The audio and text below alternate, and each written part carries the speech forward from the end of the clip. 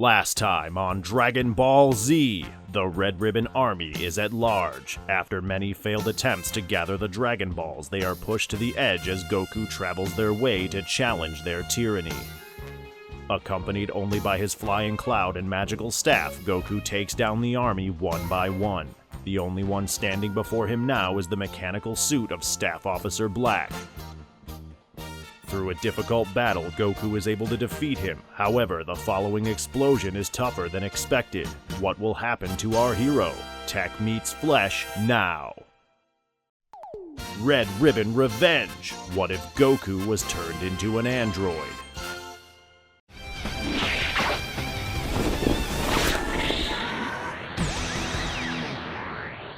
Everything around Goku shook as the battlesuit short-circuited and began to explode. The explosion followed him close behind, and the Nimbus was barely able to stay ahead of it.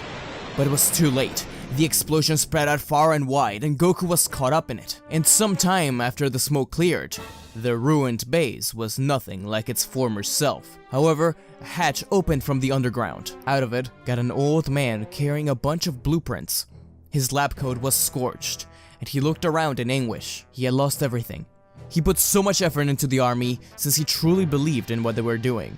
Or at least, what he thought they were doing. He tried to see if anyone else was alive, but he was truly alone.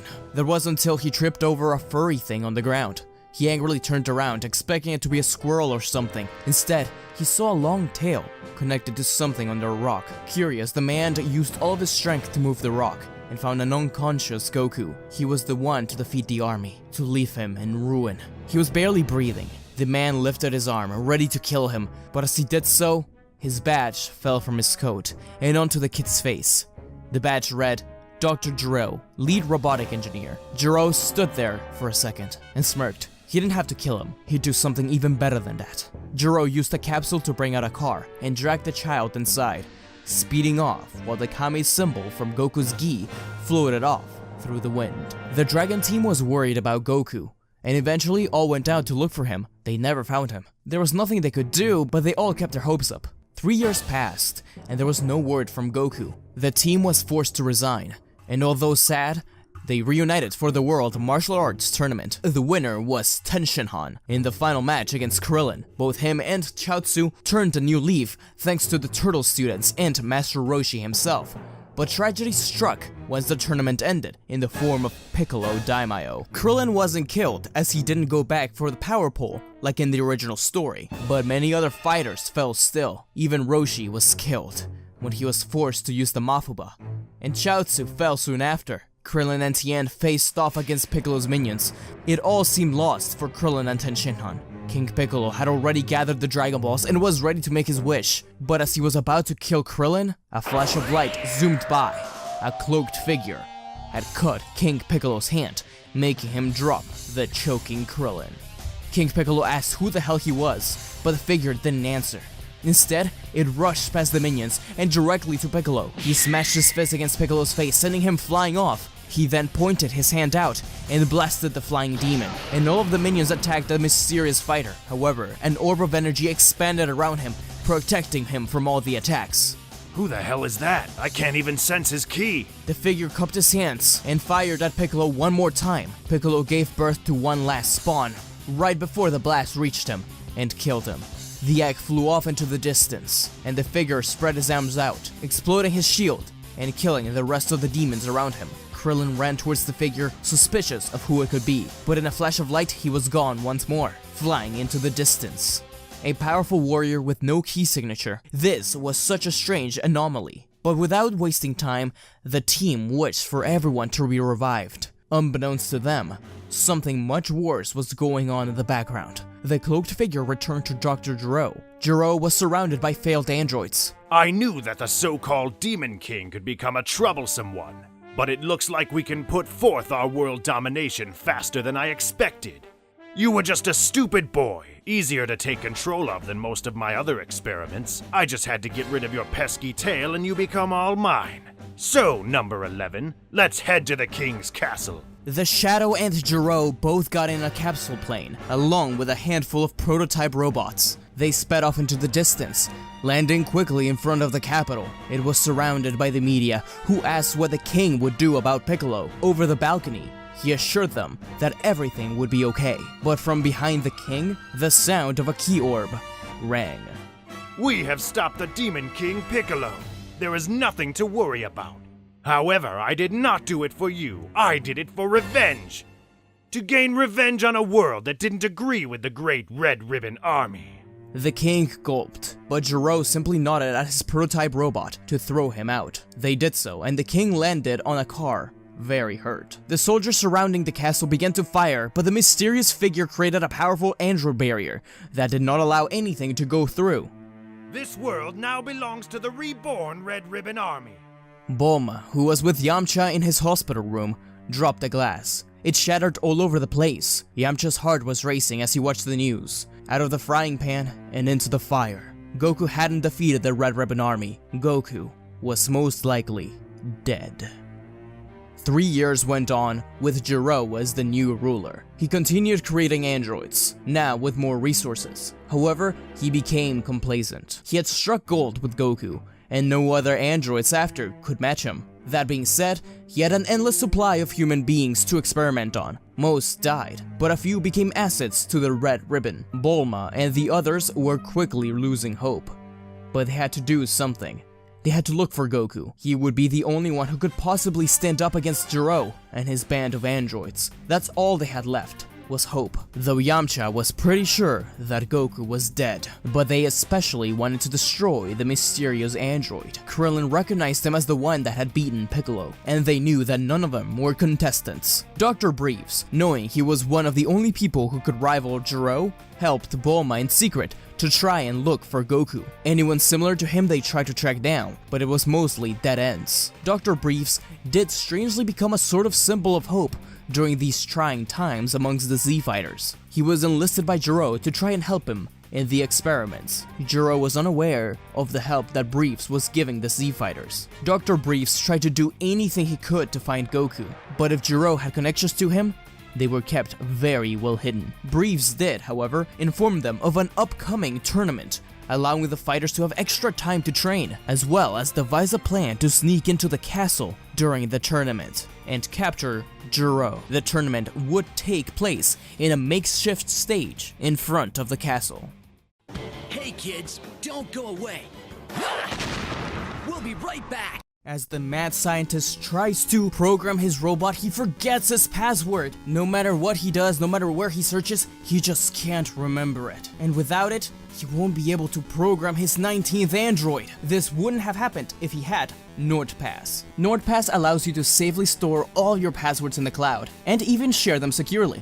I've been trying to watch some Avatar on Netflix lately, and I want more of my friends to get into it. But I know that I shouldn't just send passwords through email or something, so NordPass allows me to share them securely with people I trust. NordPass will even warn you about dangerous websites and protect other important information. Get 50% off by using my affiliate link, nordpass.com/SmugStick, or use code SmugStick, only $2.49 a month, plus you get an additional month for free. And now back to our show.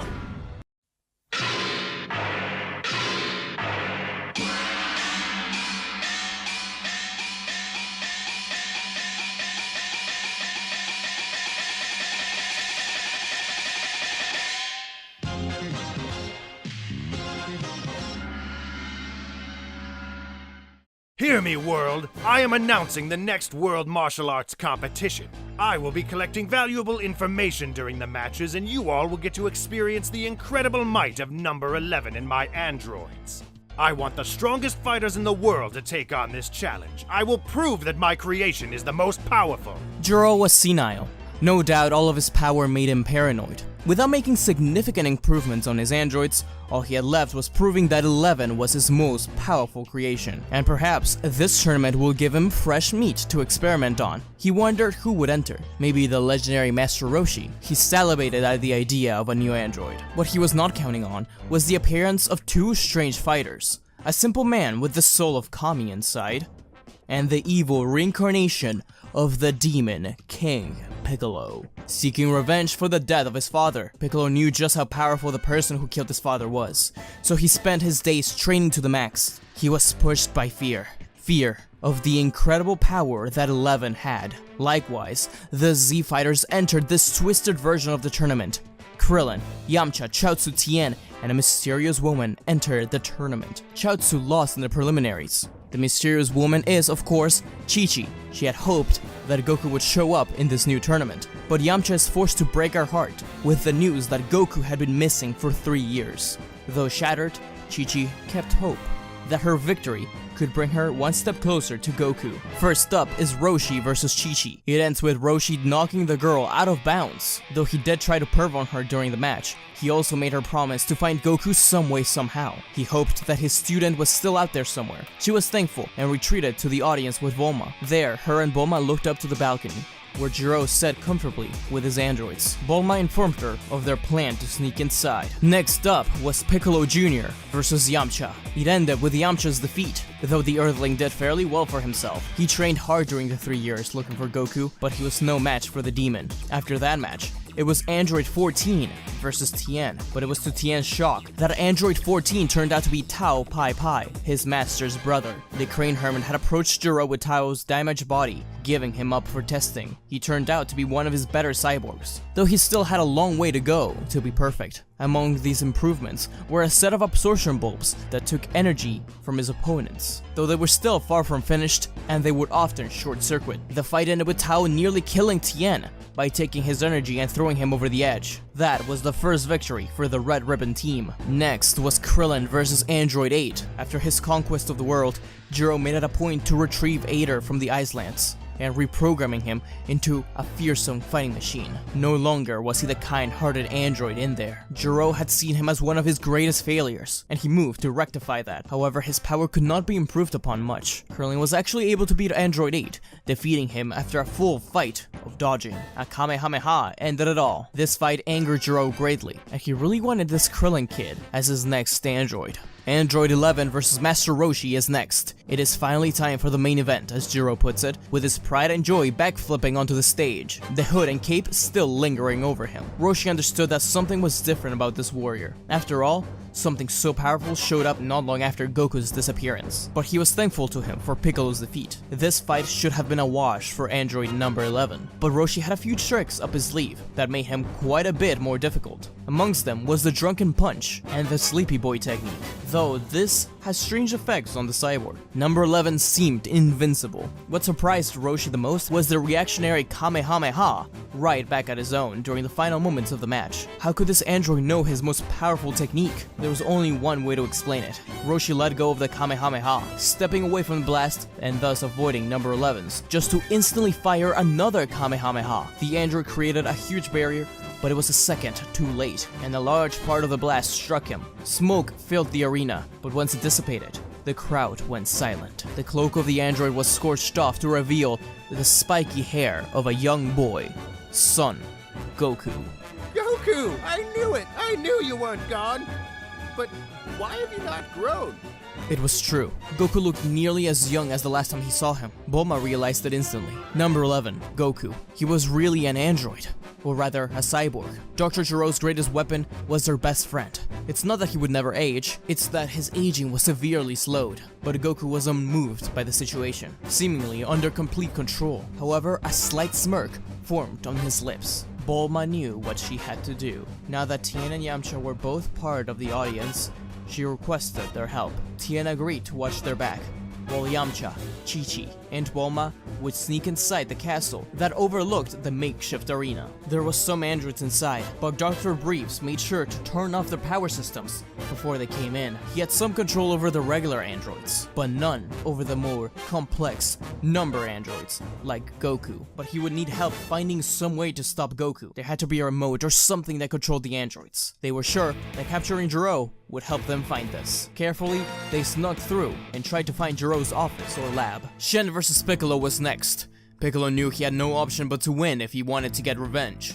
The fight went on similar as the canon one, where Piccolo captures Kami's soul inside a bottle and swallows it. Prior to the fight, Kami pleaded with Krillin and Tien to not only defeat the army, but Piccolo as well, and that he would train them if this ended well. Krillin told Kami that they first needed to return his friend back to normal. Krillin tried to talk to Goku many times, but he didn't say a word back. Jiro yelled at Krillin to stop bothering Goku. Next was a fight Jiro didn't think through. Cyborg Tao versus Goku. Of course, Goku was the victor, and Tao ended up in need of serious repairs. This fight showed just how vile Android 11's power was. You thought Tao was impressive, he was nothing against Goku. Krillin vs Piccolo Jr. came about, and Krillin did significantly better than he did in canon. However, the result was just about the same, with Krillin losing. Immediately following this loss, Jiro ordered his androids to bring Krillin to him. Krillin was knocked out thanks to the number of hands absorbing his ki, and Krillin was carried to the lab. Come on, come on! We don't have much time! You can do this, Bulma! Jiro was made aware of the fighters running through the halls, but he simply told his minions to stop them. He still wanted to watch the final match. Yamcha and Chi-Chi tried their best to knock down as many androids as possible. Meanwhile, Goku vs Piccolo began. Piccolo was still the strongest non-android being on the planet, and he was dead set on dethroning Jiro. The fight against Goku was explosive, shaking the whole arena. Piccolo even turned into a giant, though none of this damaged Goku much. He did enjoy himself greatly, however. Roshi knew there was something of Goku still in there. He recognized this through the smile in the fight. The fight went out of hand, to the point where Piccolo nearly destroyed the castle before the other androids stepped in to protect it. This brought out all these smaller androids, leaving the coast clear for Bulma and the others to keep sneaking through. Piccolo couldn't keep up anymore. Goku was just too powerful. No wonder his father was defeated so easily. Goku punched Piccolo up to the sky and the monster de-transformed as he threw up. This freed Kami from inside of Piccolo. The demon was panting, tired of the fight, but he wouldn't give up. This was his planet. Goku was about to kill Piccolo when Jiro stopped him. 11, stop! He can make a great brother to you. We will bring him up. Don't kill him. Don't kill anyone! Jiro's heart dropped as he felt the warmth of a ki ball against his face, and he heard the sound of a cocking gun. Bulma, Chi-Chi, and Yamcha had entered the balcony. Chi-Chi was helping Krillin stand up from a capsule. Dr. Briefs smirked, looking out from the door that led them inside. Jiro called him a traitor. He then yelled out for the androids, but they were all stopped by Kami, who jumped in front of him. Goku stood silent. Bulma was desperate and kept trying to get Jiro to tell Goku to stop, but he refused. In anger, Bulma slams her gun against Jiro's head, knocking him out. He was just a human still, after all. Something snapped within Goku. His programming only relied on direct orders now. Since his last command, to take over Earth, was done, what could he do now? His last real order was to defeat the biggest threat, King Piccolo. Goku glanced over at Piccolo Jr. one more time, who had just regenerated an arm. 11's programming defaulted to defeating Piccolo. Instantly, Goku rushed in. This was bad news. He was a threat to the whole world like this. Boom, a mountain exploded in the distance. Kami watched in horror, and Roshi asked what they could do. Piccolo was still the strongest around. Maybe he was their only hope. All the fighters rushed in on Goku, trying to get him to calm down, but nothing was getting through to him. Piccolo wouldn't give up. He had to avenge his father. The Goku, though extremely powerful, seemed to be slowed down a little. He couldn't quite keep up with all these powerful beings, especially when Chaozu used his psychic skills to stop him dead in his tracks. Hurt, Goku managed to open his android barrier and get everyone away. He then rose up to the sky, cupping his hands and charging up a blue orb of ki. Roshi recognized that as the Kamehameha, a remnant of the old Goku. Piccolo was panting. He thought that now was the end. He wouldn't get his revenge. He wouldn't defeat Goku. Everyone, share your ki with Piccolo! Give him our energy? Are you insane? None of you can even stand up. Give whatever energy you have to him now! Tien was reluctant, but Chaozu nodded at him. This would only be a temporary power-up, and maybe their only hope. Tien, Chaozu, Krillin, Yamcha, and even Roshi all pumped their ki towards Piccolo.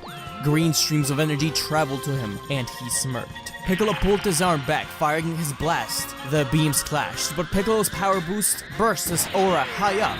Piccolo bent his knees and pushed himself forward, pushing the Kamehameha back as he traveled up with his blast. When he reached Goku, the blast dissipated, and Piccolo smashed his fist against Goku's face. There was a huge explosion and the sound of metal breaking apart. The smoke cleared, and the heroes witnessed Goku falling to one side and Piccolo to the other. The audience and the media cheered loudly, peaking as the fight ended. While all the Z-fighters ran towards Goku, the civilians ran towards Piccolo. They cheered, exclaiming Piccolo's name. He sat up, confused, and glanced over to the unconscious Goku, being hugged by Chi-Chi. The demon growled as he whipped his arm, causing a wave of wind to push everyone back. He ran to try and kill Goku, but the Z-fighter stood in front of him, even Kami. Piccolo spat at the ground, while the civilians began to ran to him, asking him for an interview. Piccolo was hurt. He needed to recover. The power boost was already gone. He would need to challenge them another day. He looked down at Goku one more time and smirked, hoping for a rematch. The interviewers were disappointed as their hero flew away. Dr. Briefs opened up a capsule for everyone to get inside. He guaranteed that he could get rid of Goku's programming, but Bulma tilted her head, looking up to the balcony. Where had Dr. Gero gone? Him and a few androids left the battlefield. They were gone. Everyone was worried, but agreed that whatever he had planned, a fixed Goku could take care of. They just needed to train extra hard. And sure enough, Goku blinked himself awake. All of his friends awaited, and even some new ones. They laughed and hugged, and Chi-Chi gave Goku a kiss. He thanked them, commenting on how ugly the red ribbon symbol was, and that he missed some good food. He even talked about how much he enjoyed his battle against Piccolo, and that he hoped to get a battle again. He also apologized for causing so much trouble, and Krillin burst into tears, hugging his best friend. Things weren't all well, however. As outside the lab room, Dr. Brief's pleas to leave Goku alone were ignored. A group of soldiers led by the newly reinstated king pushed themselves to the room. They requested Goku to accompany them. He was under arrest. All of his friends argued with them. They wouldn't let them take Goku like this. But he was a terrorist, a criminal. They couldn't just forgive him. While they argued, Goku simply burst out of the lab and away into the mountains. Goku could have easily taken them all on, but he realized that maybe he had caused enough trouble already. The king ordered his men to follow him. Chi-Chi and the others looked to the hole in the roof. They wished that things would be fine, but it would clearly take some time. Krillin promised himself to find Goku one more time, though without Ki, it would be difficult. He wanted to go to Kami's, as he had been promised, but he wouldn't go without his best friend. Bulma and Chi-Chi agreed to tag along. It wouldn't be long until they found him, and then it would just be a matter of avoiding the government. Goku had a few tasks in mind, one of them being challenging Piccolo again, and the other was hunting down the other androids Dr. Gero made. They would make some good training. Goku returned to his old home at Mount Pautsu. He meditated. Though it was weird, his connection to Ki was severed, at least to some degree. So it wasn't quite the same. He was already used to this new body, but it was as if he was walking again for the first time in a long time. Would things ever go back to normal for Goku, even with his lack of destructive programming? Or would a new revelation about who he is change his world one more time? He was the most powerful being in the world, and he could only get stronger from here. But his heritage would soon show his face. But that's a story for another time. Thanks for watching, everyone. If you want to know more about the androids, I uploaded a video yesterday all about them, so be sure to check it out in the description below. If you want a part 2 of this video, be sure to like, share, comment, subscribe, and click the bell icon so you get notified when I upload new videos. Especially share. That helps so much. We are almost at 100,000 subscribers. Shout out to these guys who answered the Dragon Ball question of the week last week. The Dragon Ball question of the week this week is, if you could create your own android, what would you name him? What would his powers be? And just whatever else you can think about him. Leave your answers in the comments below and start a discussion. Anyways, until we meet again. See ya! Don't forget to like, comment, and subscribe to SmugStick, unless you want to be destroyed. Lord Beerus, that's hardly fair. But also, don't forget to click the bell icon to get notified when he uploads new videos.